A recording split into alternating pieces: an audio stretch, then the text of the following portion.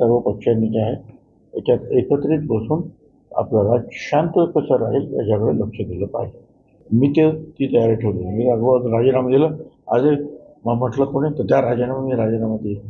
पण राज्यामध्ये गोरगरिबांचे डोके फुटता कामा नये याचा विचार मी प्रामाणिकपणे करतो आणि मुख्यमंत्री सुद्धा प्रयत्न करतात, उपमुख्यमंत्री प्रयत्न करतात आणि पवार साहेब सुद्धा जे आहेत त्यासाठी निश्चितपणे पुढे येण्याचा त्यांनी शब्द दिलेला आहे.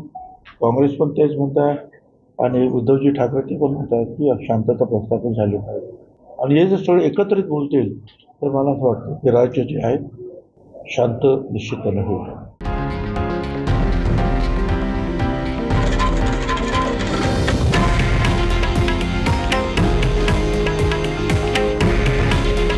हे आहे देशातील नंबर 1 न्यूज नेटवर्क आणि आपण पाहत आहात TV9 मराठी. काळजी तुमची, हित महाराष्ट्राचं.